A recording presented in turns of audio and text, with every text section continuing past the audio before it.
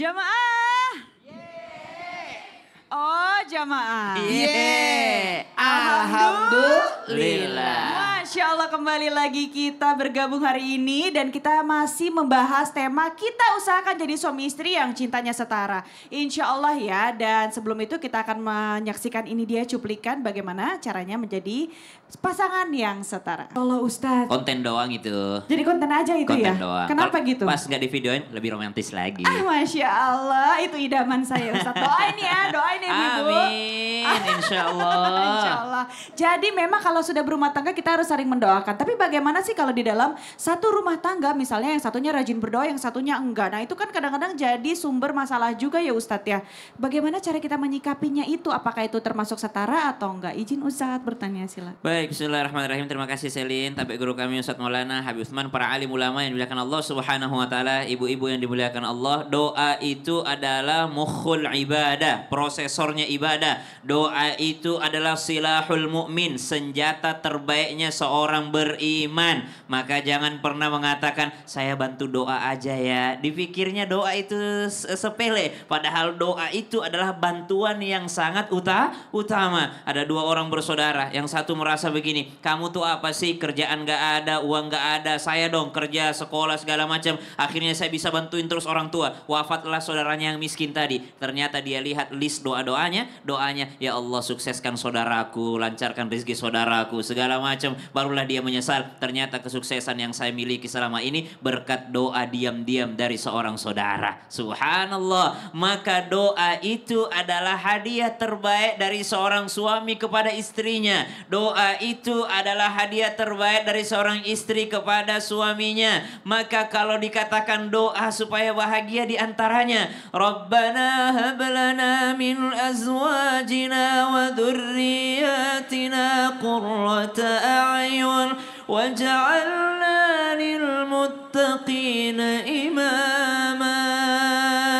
Di antara doa yang indah yang Allah sudah ajarkan kepada kita di dalam Al-Quran, ya Tuhan kami, berikan kami hadiah, hablana, anugerah terindah. Apa itu? Min azwajina, pasangan yang qurrata ayun, yang membuat air mata kami menetes bahagia ketika memandangnya. Suami mana yang tidak menangis ketika dia sudah berangkat kerja, ternyata ketinggalan dompetnya, dia pulang ke rumahnya, ternyata istrinya sedang sholat duha dan menangis mendoakan suaminya. Suaminya pasti menangis, hatinya itu menetes air matanya dan hatinya sangat bahagia. Istri mana yang tidak bahagia, yang ketika dia tertidur lelap, ternyata malam-malam kebelet pengen pipis, pas bangun suaminya sedang tahajud menangis mendoakan istrinya. Inilah yang disebut dengan qurrata ayun, bukan penyejuk hati tapi penyejuk mata. Maksudnya apa? Air mata sejuknya keluar. Kalau ada orang bahagia lalu dia tertawa, maka bahagia standar itu. Tapi kalau ada bahagia sampai menetes air mata, itulah bahagia yang sesungguhnya. Namanya qurrata ayun. Mudah-mudahan kita punya pasangan bukan hanya setara dalam ilmu, setara dalam ekonomi, tapi setara juga dalam hal mencintai. Dan cinta yang paling dalam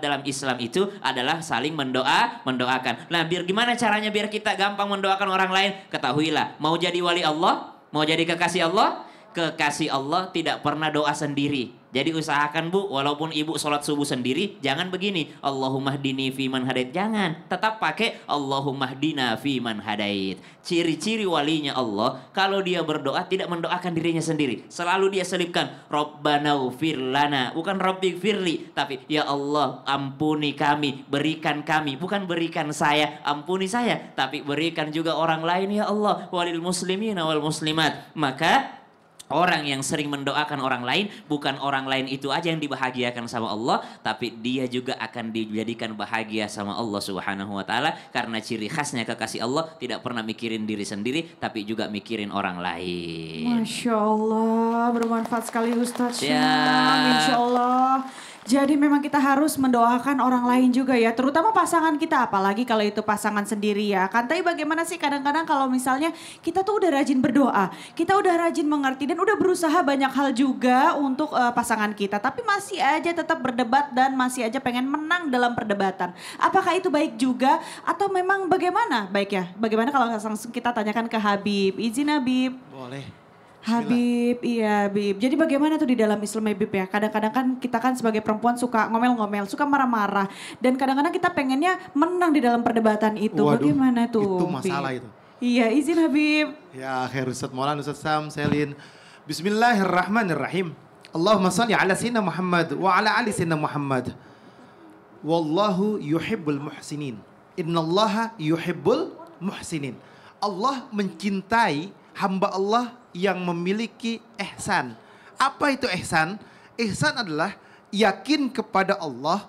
Allah Subhanahu wa taala adalah Tuhannya dan yakin dia hamba Allah, makhluk Allah. Kalau dia mengerti bahwasanya saya hamba Allah, dia yakin juga Allah melihatnya. Allah melihatnya dan Allah mengetahui apa yang dia perbuat dan apa yang dia kerjakan. Dengan keyakinan dia bahwasanya Allah sebagai Tuhannya, dia berperilaku baik. Dia redam amarahnya, dia redam emosionalnya, dia redam egonya, lebih mudah minta maaf. Lebih mudah minta maaf. Dan tentunya orang atau manusia yang ihsan adalah derajat tertinggi. Yakni mempunyai derajat tertinggi. Kan ada iman, ada Islam, ada ihsan. Ihsan ini adalah derajat tertinggi. Kalau hanya baru percaya aja, dia hanya baru percaya. Islam aja baru Islam. Tapi kalau sudah ihsan, ini adalah kesempurnaan. Yakin bahwasanya Allah sebagai Tuhannya dan Allah memperhatikan dalam kehidupannya. Dan setiap yang dia lakukan ini dipantau dan dilihat oleh Allah Subhanahu wa taala. Karena Allah Subhanahu wa taala memiliki sifat apa? Allah Maha mendengar, Allah Maha melihat. Oleh karena itu, sebagai hamba Allah yang pintar, orang yang hebat adalah mereka yang bukan jago gulat, jago berantem, jago marahin cuma sama istri. Itu namanya pecundang. Tapi orang yang hebat adalah orang yang bisa menahan hawa nafsunya, yang bisa lebih dahulu minta maaf, yang bisa menahan egoisnya, yang bisa membuat dirinya mempunyai akhlak yang bagus. Itu adalah orang yang hebat. Kan kita paham, Rasulullah SAW diutus oleh Allah, bu'istu liutamima makarimal akhlak, untuk menyempurnakan akhlak. Jadi akhlak yang baik, akhlak yang bagus dimiliki seorang hamba adalah berbudi pekerti yang baik. Nomor satu adalah kepada siapa? Kepada orang terdekatmu. Ketika dalam terdekatmu itu ada di rumah adalah istrimu, berbuat baiklah kamu terhadap istrimu. Ketika engkau berbuat baik terhadap istrimu, kebaikan, keberkahan di dalamnya. Ketika engkau berbuat buruk terhadap istrimu, kehancuran di dalamnya. Dan tentunya kamu memiliki anak-anak, orang yang hebat bisa mendidik anak-anaknya ke dalam surganya Allah. Orang yang sempurna, manusia yang hebat, manusia yang sukses, bukan anaknya menjadi orang yang kaya raya. Bukan membuat anaknya itu menjadi seorang yang S2, S3, S4. Kalau ada S4, ya kan? Maknanya apa? Bukan itu. Tapi bisa membawa dia ke dalam surganya Allah. Dididik dengan didikan agama, anaknya itu menjadi anak yang soleh, soleha, bertakwa kepada Allah. Sholatnya 5 waktu dia tidak tinggal, ibadahnya dia baik, dan dia mempunyai akhlak yang bagus, tidak nyusahin orang tuanya, dan tidak melakukan perbuatan yang Allah tidak ridhoi. Dia tidak melakukan zina, judi, khamar, maksiat, tapi dia mendalam kebaikan, membuat senang siapa? Ibunya, bapaknya, dan dia menjadi kebanggaan bangsanya dan negaranya. Ini adalah anak yang hebat dan tentunya orang tuanya bahagia. Masya Allah, Allahumma barik. Ya Allah, semoga kita dijauhkan dari sikap-sikap ego terhadap diri sendiri atau ingin menang sendiri dalam perdebatan, terutama di dalam berumah tangga. Dan mungkin aja nih ibu-ibu masih ada yang mau bertanya di sini ya kan, pastikan masih ada ya Bu ya. Karena kita masuk di segmen Tanya Dong Ustadz. Kami semua tanya dong Ustadz. Masya Allah. Gak apa-apa. Iya benar banget. Ini kan serunya. Berarti jamaah diberi kesempatan untuk tanya. Angkat tangan yang mau nanya. Selin siapa sih? Ini kan tadi ada ibu yang Iya. udah mau nanya dari tadi nih Ustadz. Gimana kalau kita kasih kesempatan? Silakan ibu. Iya ibu, langsung ibu mau tanya ke Ustadz siapa?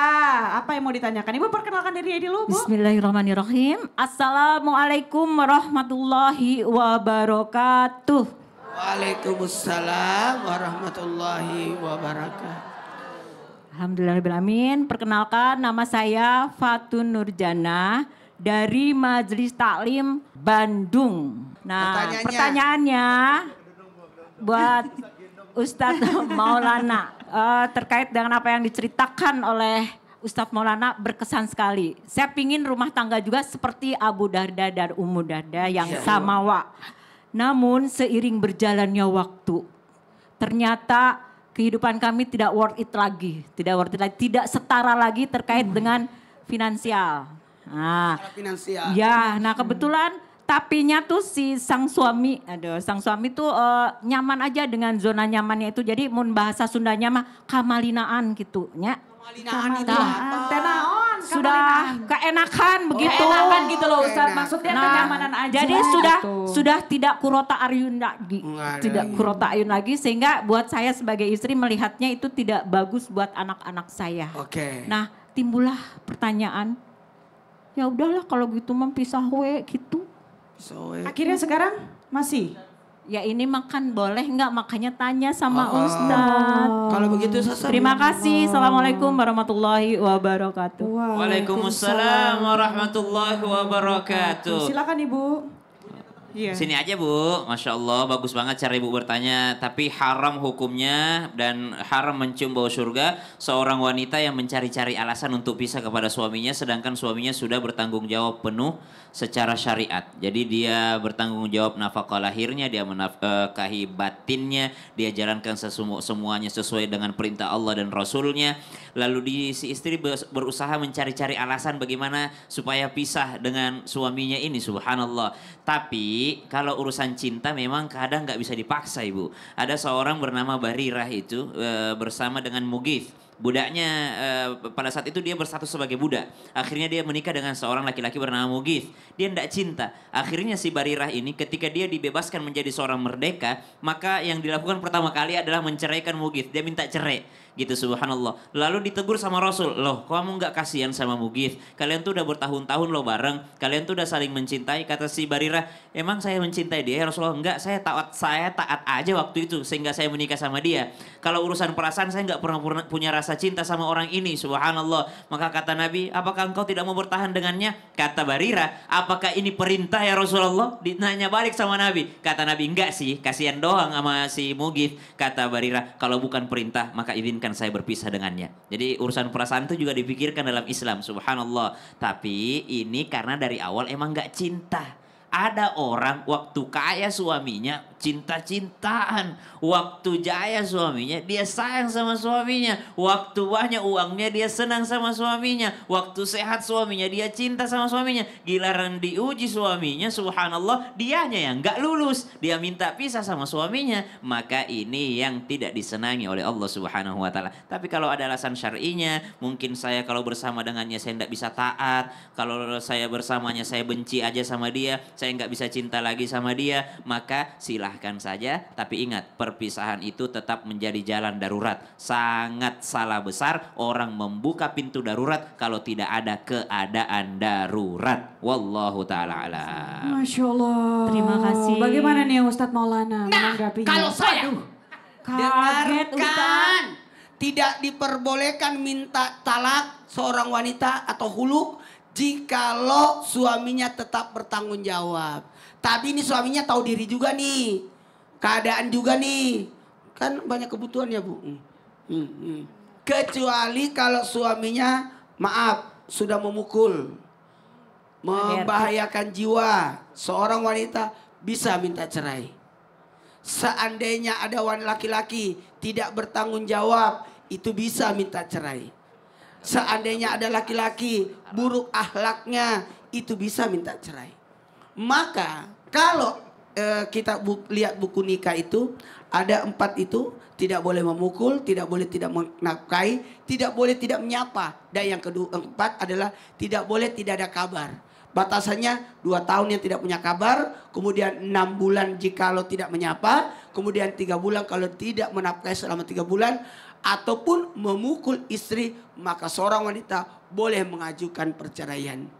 Itu pun kalau disetujui. Kan ada namanya masa mediasi. Memediasi, mungkin buat perjanjian, mau nggak memenuhi nafkahnya dan sebagainya. Ibu punya anak berapa? 2. Punya anak 2, udah ya Bu. menjadilah seorang wanita kayak Ratu Asia. Amin. Walaupun suaminya jahat tetap dia bertahan dalam rumah tangganya ya. Asia ya Ibu. Jadi intinya Siap. mungkin kita akan harus semuanya harus disesuaikan dengan syariat ya. Kalau lebih banyak Betul. mudaratnya bisa dipertimbangkan, tapi kalau lebih banyak baiknya akan lebih baik untuk dipertahankan. Mantap, Begitu Shelly, ya luar Ustaz. biasa. Insya Allah. Terima kasih Ustaz, terima kasih Ibu. Assalamualaikum warahmatullahi wabarakatuh. Hatur nuhun, terima kasih. Sami-sami. Bu, mic-nya Bu. Oh iya. Masya Allah. Jadi bukan masalahnya ibu ya. Benar. Cuma mewakili jamaah yang kasusnya sama. Betul sekali ya, ini sesuai dengan temanya aja ya. Mungkin ada ibu-ibu lain juga yang akan mau diwakili dipertanyakan untuk ibu-ibu yang ada di sini ya. Langsung aja. Oh ya silakan. Ibu, sebelah kiri sekarang Tat. Izin ibunya, Masya Allah. Jangan loncat ya Bu. Langsung ya, izin mau nanya dengan siapa Ibu? Silakan diperkenalkan dirinya dulu. Assalamualaikum warahmatullahi wabarakatuh. Waalaikumsalam warahmatullahi wabarakatuh. Perkenalkan, nama saya Ibu Sinta dari Majelis Taklim Bandung. Iya. Saya ingin izin bertanya dengan Ustadz Maulana dan Habib Usman. Boleh Ibu. Iya.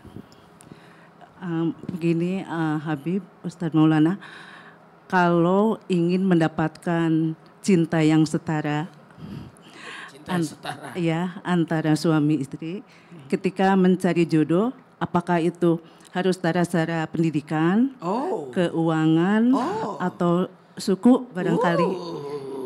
Bagaimana? Begini tanya. Gimana? Sebelumnya saya mau tanya dulu, Ibu pengennya yang setara kayak gimana? Ya maunya sih yang ekonomi dan ya lahir batin lah. Masya Allah. Jadi mungkin cari yang setara sesuai dengan syariatnya bagaimana ya Habib? Iya. Iya. Ya akhir. Bismillahirrahmanirrahim. Allahumma sholli ala sayyidina Muhammad wa ala sayyidina Muhammad. Ketika seseorang ingin mendapatkan jodoh yang setara dengan dia atau keinginannya, yang pertama adalah bermunajat kepada Allah, meminta kepada Allah dan betul-betul khusyuk bangun malam di sepertiga malam, di waktu yang terbaik. Karena waktu yang terbaik adalah sepertiga malam. 1:15 sampai jam 2:15 itu adalah sepertiga malam. Minta sama Allah, sujud kepada Allah. Baik menurut kita, belum tentu baik menurut Allah. Tapi baik menurut Allah sudah pasti baik buat kita. Dan berharap kepada Allah pasangan yang soleh atau soleha, solehkan dulu diri kita. Solehakan dulu diri kita. Barulah ketemu pasangan yang sesuai dengan apa yang kita inginkan. Kalau kita hanya menjauh daripada kebaikan, pasangan kita juga akan menjauh daripada kebaikan. Kalau kita mendekatkan kepada kebaikan, maka pasangan kita pun akan mendekatkan kepada kebaikan. Karena jodoh adalah cerminan. Ketika dia mencermin dengan kebaikan, maka dia akan mendapatkan kebaikan. Oleh karena itu, munajat, mendekatkan diri kepada Allah, berdoa kepada Allah, khusyuk, berharap akan takdir yang baik bagi dirinya, maka niscaya Allah berikan dia takdir yang baik. Tetapi ketika hamba tersebut jauh daripada Allah, maksiat, judi, zina, khamar, dan lain sebagainya, maka dia bisa mendapatkan apa yang telah dia lakukannya, maka tobat, minta ampunan kepada Allah, insya Allah mendapatkan pasangan yang terbaik. Masya Allah, bagaimana Ustadz? Wah, Terima udah kasih. lengkap ya. Iya. Jadi gini, mohon izin tanpa menggurui hanya mengingatkan, setara itu sekupu. Sekupu itu sama posisinya. Maka dalam hal ini samanya yang bagaimana? Yang sepaham. Yang sejalur. Ibu kan melihat ya, ini pengusaha supaya bisa tahu. Dan ingat ternyata saling menutupilah. Unna libasul lakum wa antum libasul lahunna. Jadi saling menutupi. Laki-laki, siapa sih yang menikah sih? Laki-laki atau perempuan? Laki-laki. Laki-laki. Perempuan dinikahi. Dinikahkan. Jadi boleh wanita menolak kalau memang tidak sepaham. Jangan deh, kalau aku sama dia nanti kita bertengkar. Karena kan kita tidak sama, tidak sejalur. Karena takutnya nanti tidak memahami kondisi saya gitu. Jadi harus setara. Oke Bu? Iya. Terima kasih Ustadz Maulana Masya Habib Usman. Allah. Terima kasih. Iya Ibu, silakan kembali lagi Ibu. Assalamualaikum warahmatullahi wabarakatuh. Waalaikumsalam warahmatullahi wabarakatuh. Silakan Ibu, iya izin. Jadi pentingnya memang kita adalah lewat doa ya. Lewat doa. Terutama di sepertiga malam ya Bib ya. Mungkin 3 malam. istikharah dulu. Nah, sebelum iya. menentukan ya kan. Oke jamaah, nanti kita akan kembali lagi. Jadi jangan kemana-mana, tetap di Islam itu indah ya. Jamaah, Alhamdulillah.